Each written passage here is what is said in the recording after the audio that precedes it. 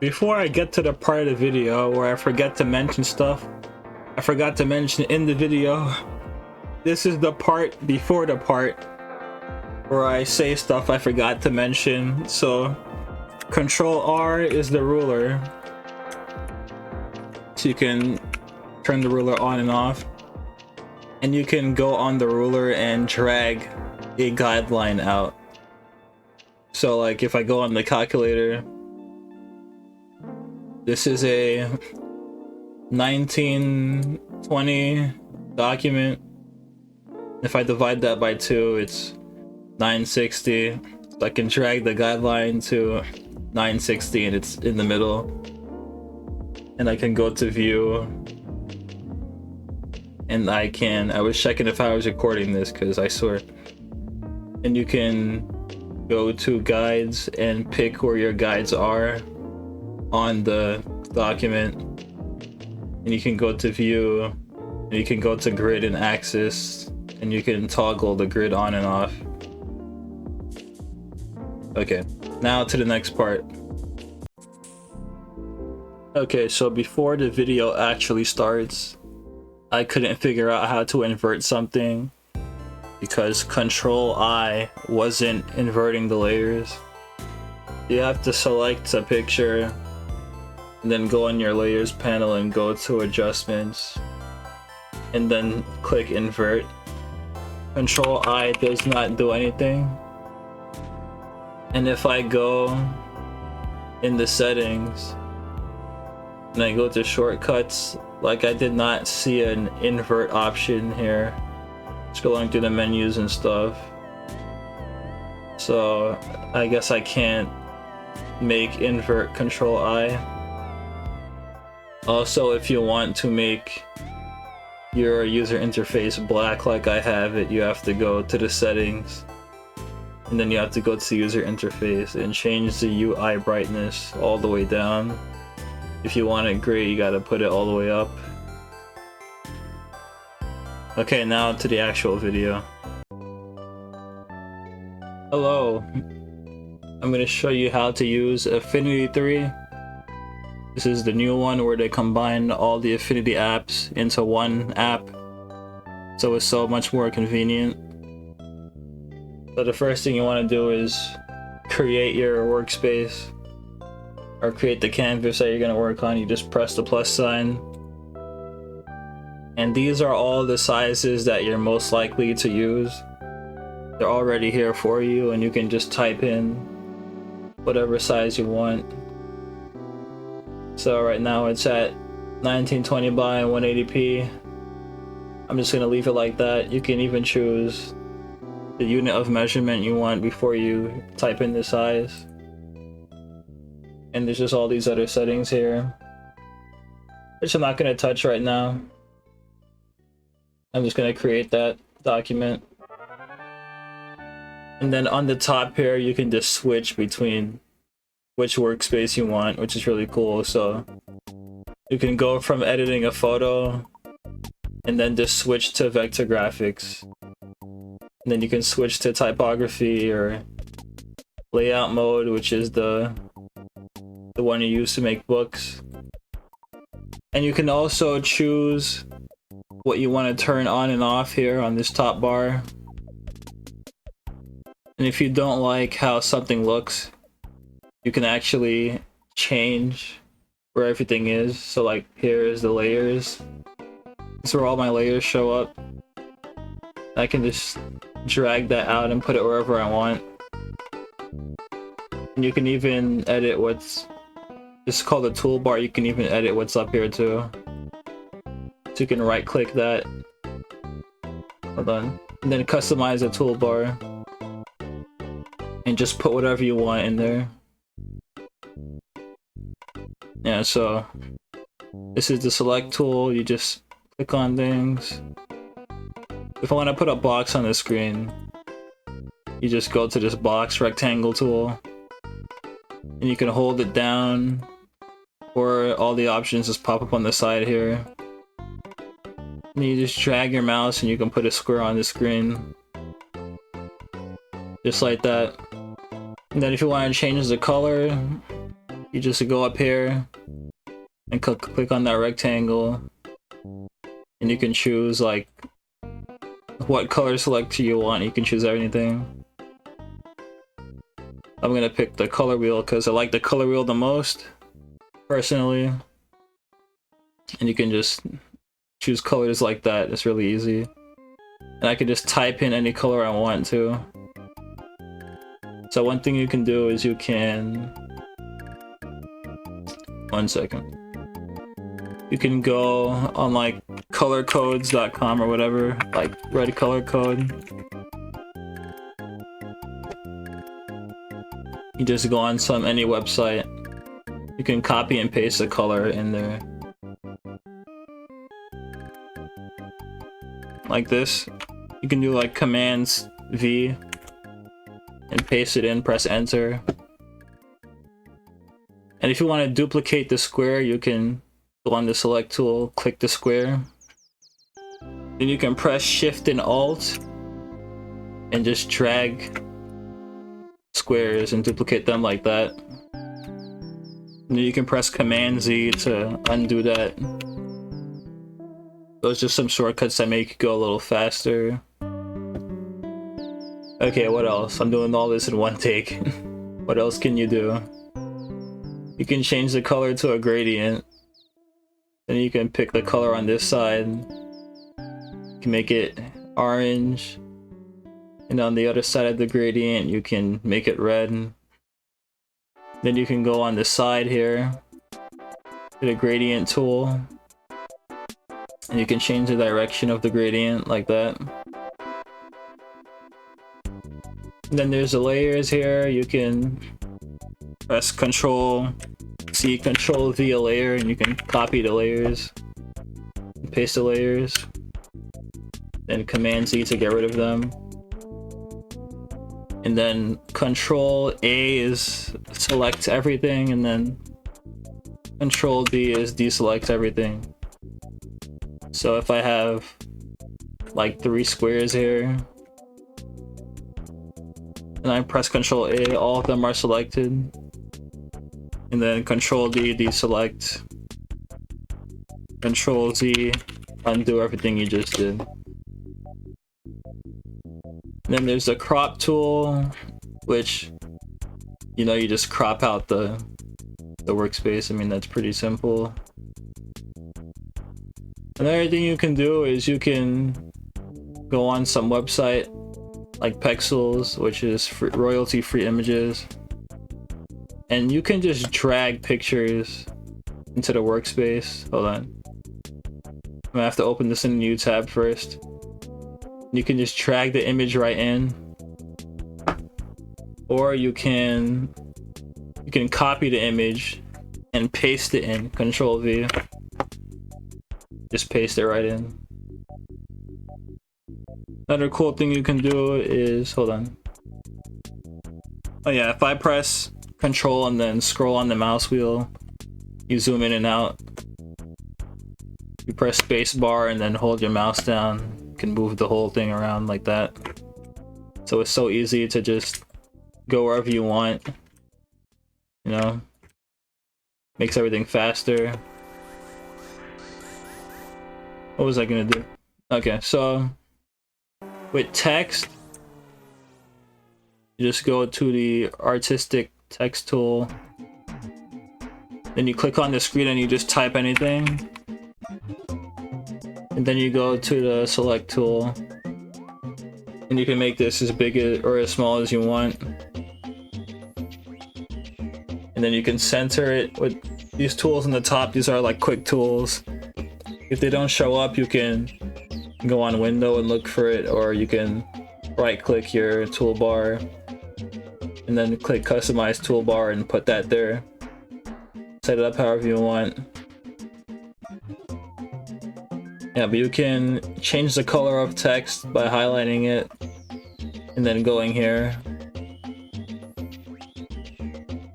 And you can duplicate text too with the Shift and Alt, like I was saying before. You can highlight one, you can change the font by going on the top left. Just picking a font. And you can just download any font you want, so you can go on something like thefont.com.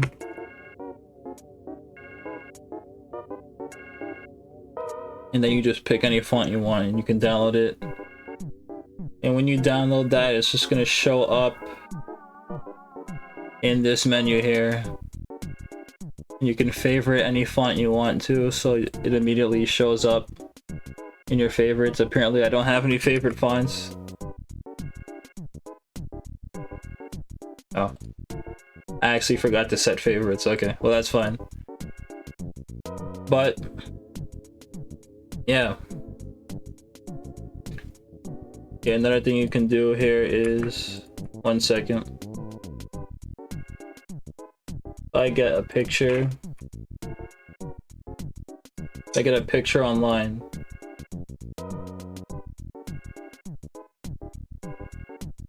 Like this one. And I can zoom out with control on the wheel.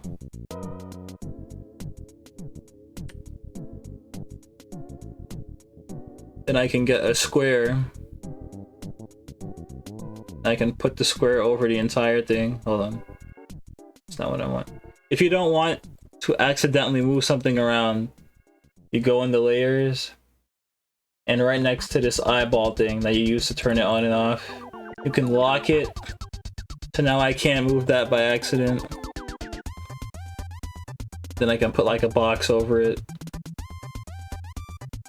And then I can go down here to mask layer. And now everything that's black, I think, blocks it. Like everything that's black, it makes it disappear, and everything that's white makes it reveal. So I can get in the mask layer here, I can put another box and make it go from black to white.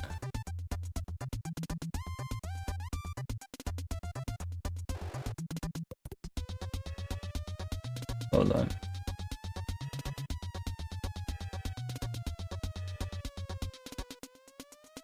I did not do that right. 1 second. If I get a mask layer, and let me go to the gradient tool, and then I can mask and unmask stuff like that. Because the black makes it... Wait, no, is that the... Yeah, the black makes it appear and the white makes it go away. No, wait, no, the white brings it back and the black makes it go away, sorry. Yeah, but you get it. You get it. Also, you can put images and text too. If I type in hello.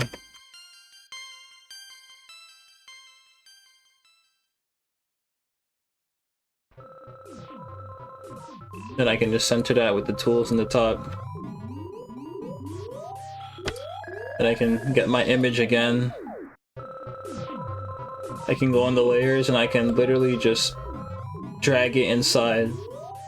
And now I have the picture inside. And you can shift the image around inside the text however you want. Now another important thing is the pen tool. Where is that?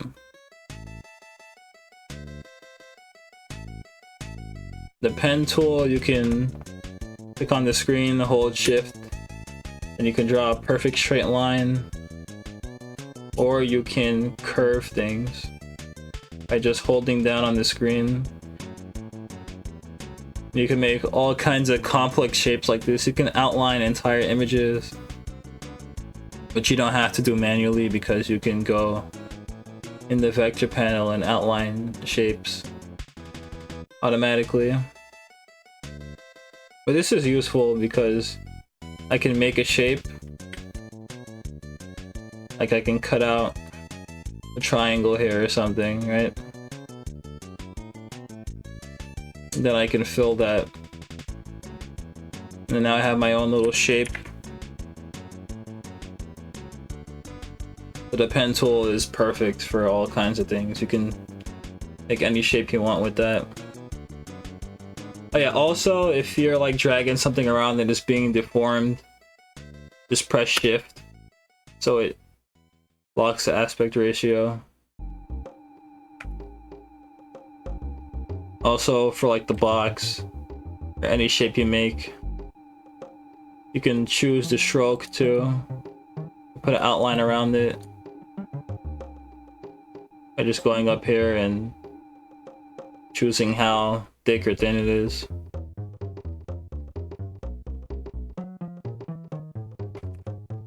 Okay, what else? You can, oh yeah, the difference between Photoshop and Affinity. I found one small one. It's basically the same program.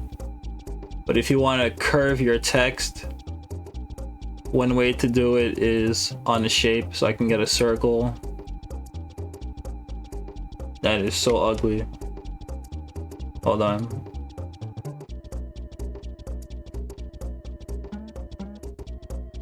Yeah, I'm sorry, that looks so horrible. I just gotta oh yeah, you can click on the number and just type in whatever number you want. Hold on. What did I just do?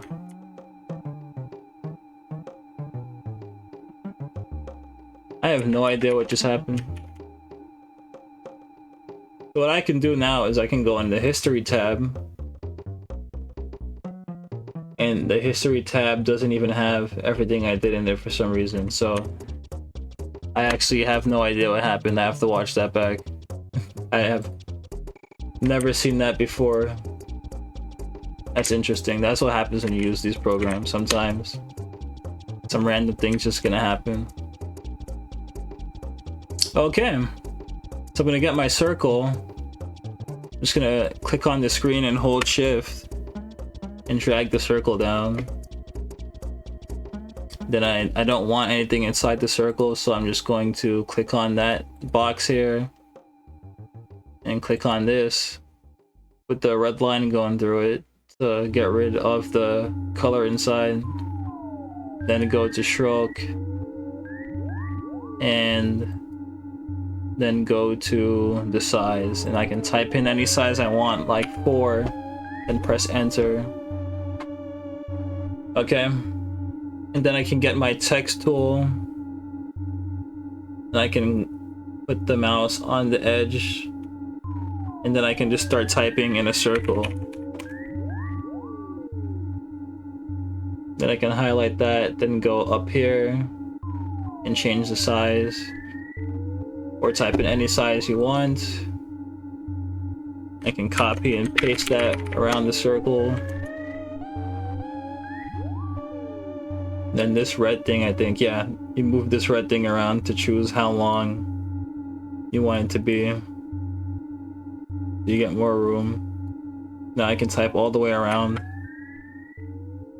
because the red thing is here. That's just how long you want your text to stretch around the shape. And if you can type on the shape, hold on, let me just deselect everything. Hold on. You can type on a shape, that you can type on the shape you made with the pen tool. So you can go like wavy, make wavy shapes. Hold on. If I press Control, hold on.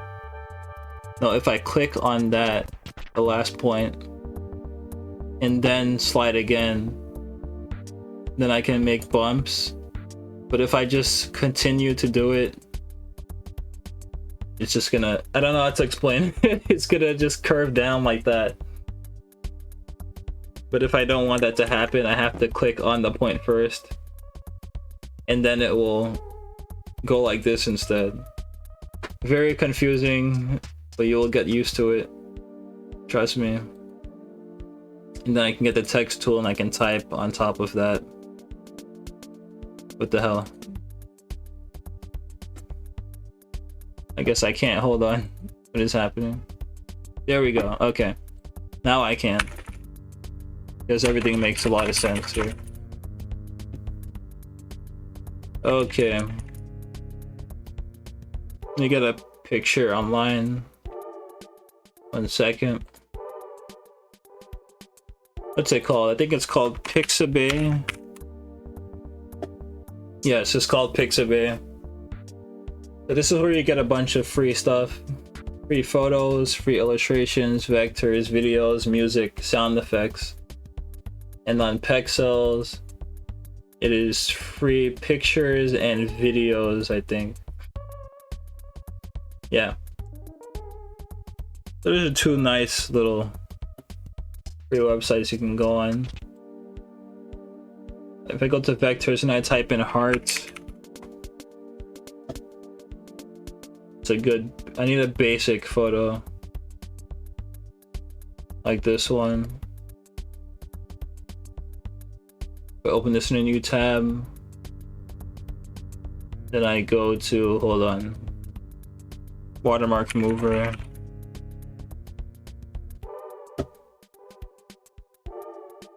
Then I should be able to just drag that in here. Right? Yeah, okay, I can.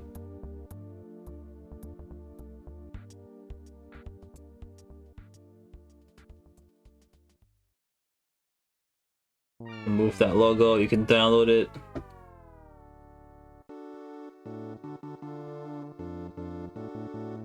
Then you go to the desktop. Then you can drag that into I'm on Windows, so my taskbar is down here. Just go on Affinity and then, you know, I just slide it in the program.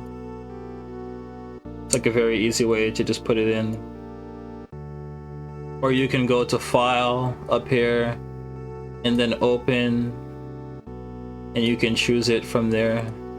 But I'm lazy, so I don't do that. And then I switch to Vector. And then I go to, I gotta remember. I'm trying to remember. I think it's, where is it? I'm gonna find it. Trust me. It's called Trace Image.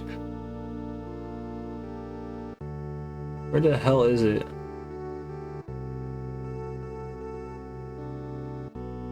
Are you serious? I can't find it. There's an option called Trace Image in the vector mode, and it just traces that for you. So you don't have to outline it yourself with the pen tool. Why can't I find that?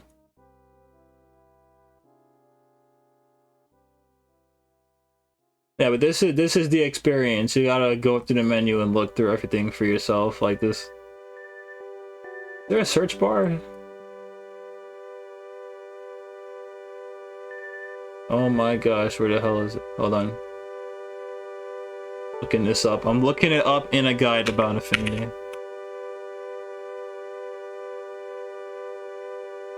Can't believe it. It's under the vector menu. I was in the vector menu. What the hell? Vector. Image. It's called image trace. I was looking for trace image. That alone made me not see it. And then I apply. Okay, now this is a vector image. So I can make it any size I want. Hold on. Deselect everything. I can make it any size I want. Why the hell is this?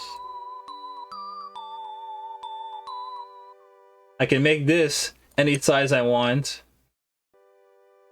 And it won't lose quality, basically. Because it's a vector now. That's the whole idea behind vector images.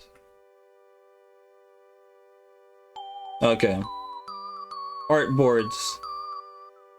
If you go on the Artboard tool, you can create another canvas. That's very useful depending on what you're making. You can easily edit stuff. I can put a box on Artboard 1, right? And it shows up there. So it's in that layer. And I can name that first one by double clicking the name. Just to organize it. So now it just says first one on the top there. So I don't get confused when I'm organizing layers around. You know, if you use Photoshop, you know, it's the same thing.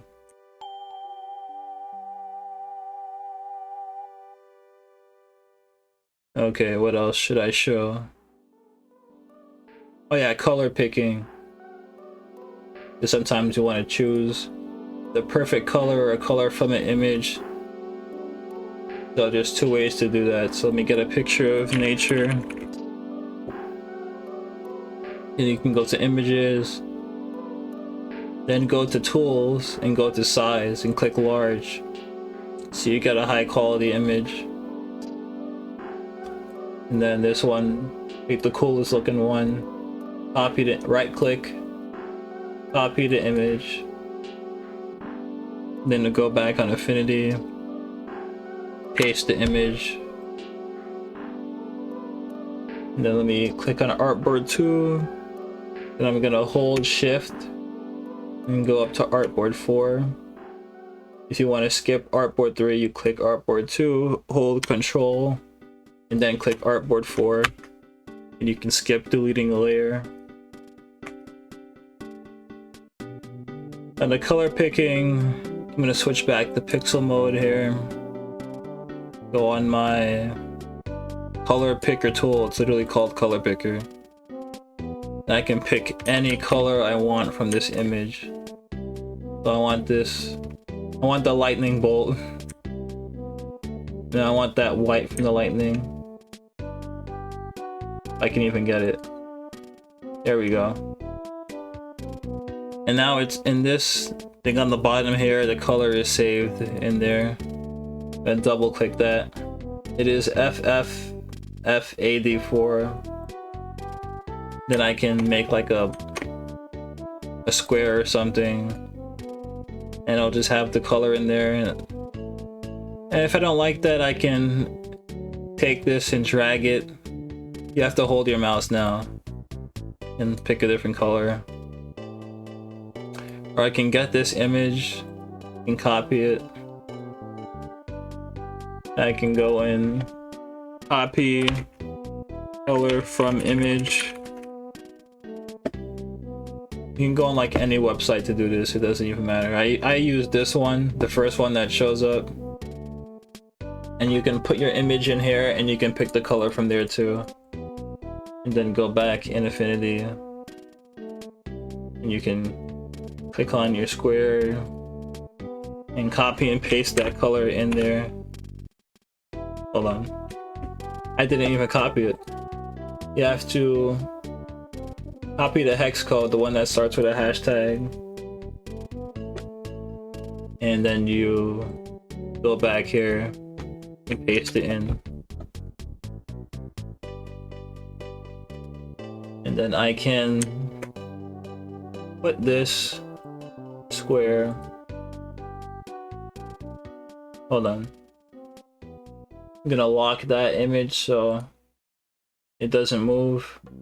Then unlock the square. Put it over the entire image. Then click on the square, and you see where it says normal? Those are the blending options. You can hover your mouse over them and it blends the color or whatever you have of your image together. And I can press Control plus and minus. Wait, hold on. What is it? Shift plus or Shift minus. And I can automatically scroll through every single one. I'm gonna go back to normal. And I can change the opacities to actually see through the image. Or I can go on this image and I can press Control I to oh my gosh, can something work properly for once? Control I should invert the image. Why is that not working? Let me try a different picture real quick.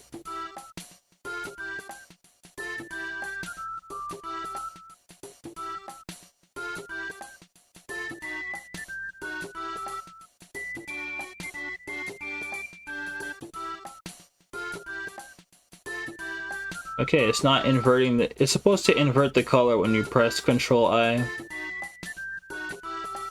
But I'm sure you can go in the menu and like find the invert option somewhere.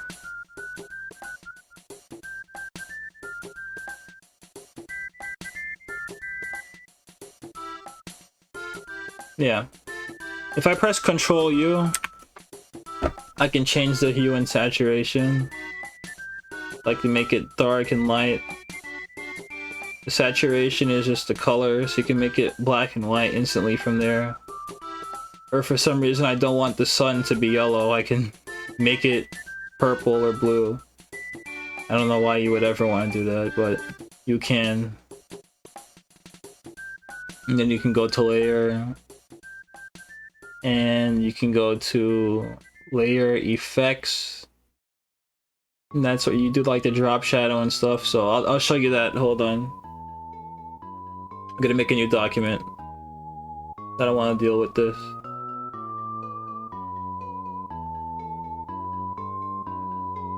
Then I'm gonna go to my X here.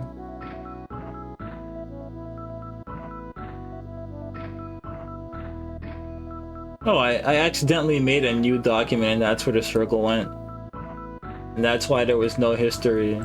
That's really funny. I didn't even know I did that. Just don't save anything. I'm gonna get some text. I'm gonna type in hello. And drag it to make it gigantic. I'm gonna center it.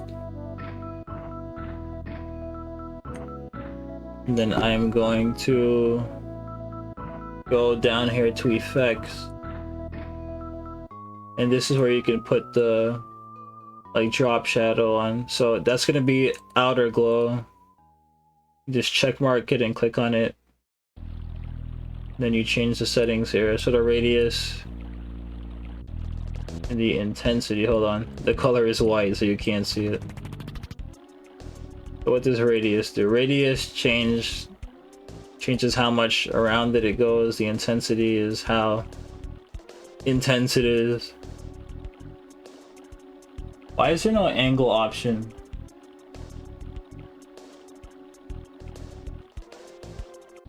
That's strange. I should be able to change the angle that it goes out.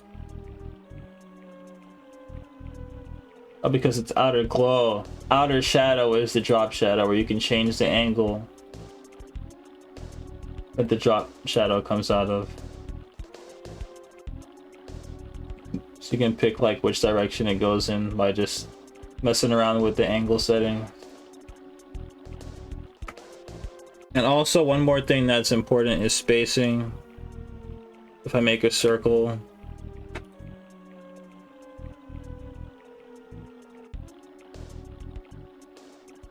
and I just I'm stupid. Can't even see the circle. So spacing. These are not evenly spaced out circles. I'm gonna highlight all of them by just dragging the mouse over. And then go up here and distribute horizontal centers. And there you go. You can just make all of them evenly spaced. I can put a circle on top of a circle. And I can highlight both of them and I can like cut out the section. Or I can cut out the middle part. You can do all that stuff too. And that is not done yet.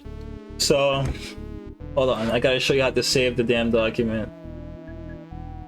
Where's my heart shape? I want to save this heart shape because it looks nice.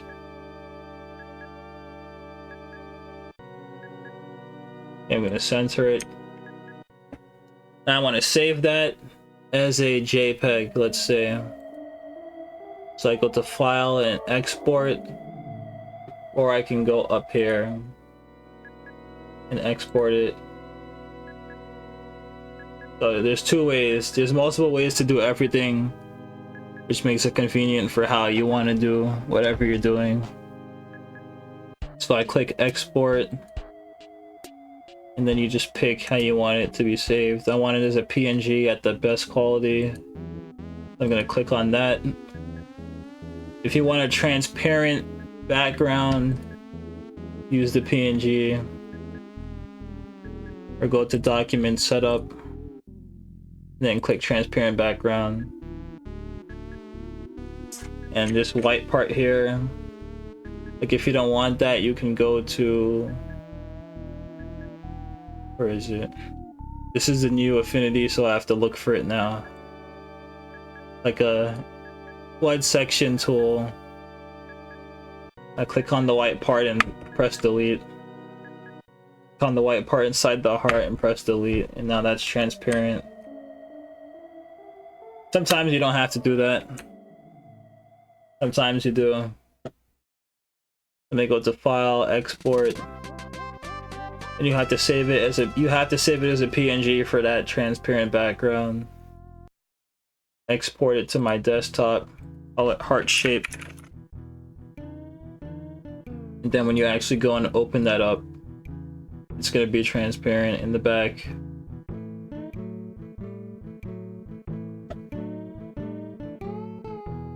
And if you want to save the Affinity file, you go to export. No, you go to save as. And then it saves it as an Affinity file, and you type in heart shape. So I can exit out of Affinity. And now I have like a template basically.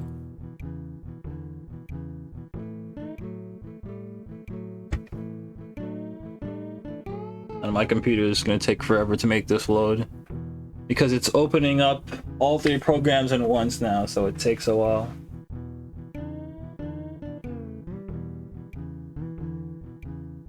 Just enjoy the music in the meantime.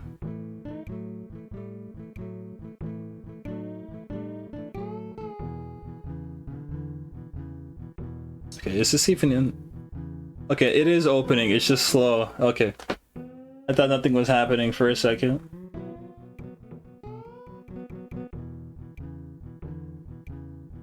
Yeah, so if you're making a YouTube thumbnail or something, and you always want the heart shape there in the middle for some reason, and I'm making a video about cars, and your logo is a heart shape, you just open that file. You get like a picture of a car. That's funny. You get a picture of a car, and then you save it. No, you export as a JPEG, and then you exit out, and you don't save it. You don't save it. So now you have your car's picture thumbnail you put in YouTube or whatever, and then you open it back up again, and it resets. Because you didn't save anything, so you still just have the basic heart shape. And that's how you use Affinity. That's just a basic little guide to just help you get used to it. Thanks for watching.